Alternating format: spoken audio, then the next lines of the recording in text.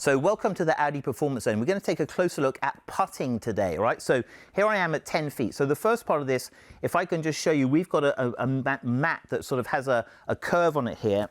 You can see we've set this for a right to left putt, maybe like 3 holes up on that right side. So if I just set this down here, you can see that big slope away there. So how would I now organize myself to give myself a great chance to hold this? So the first thing is expectations. Okay, I'm out here at 10 feet. So the best players in the world on the best greens in the world have got a 4 in 10 chance of making this. That is the statistic. So match your expectations.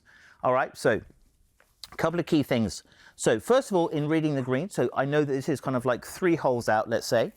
All right, so I've got a break point here, which I need to sort of really try to figure out. So when I'm walking around the green, if you watch Tiger Woods, for example, he's putting sort of up to that break point. He's trying to figure out where that is and then working his way back. So that's an important part when you're walking around to try to get a better sense of where that is. And then crucial to aiming is the optics, right? So where do I position my eyes? And what I don't want to do is have sort of like no pattern, eyes outside, eyes on top, eyes inside. So have that sort of distance from the ball. If it's varying a lot, you're going to have a really hard time aiming that putter face. So stabilize it.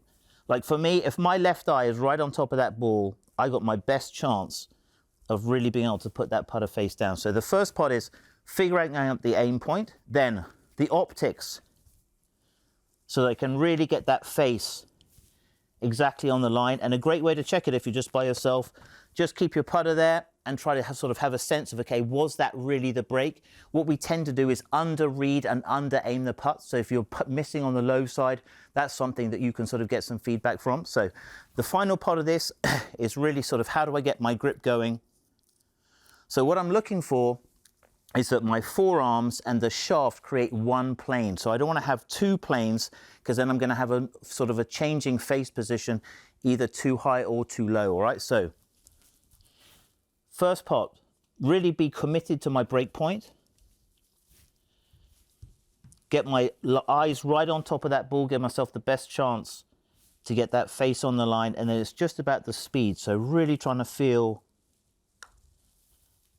that commitment to that process. And so that was a great one to get in there, but it's all about sort of the steps. So it's not a case of sort of, having no pattern at all. It's crucial to have a pattern if you're going to hold those putts under pressure.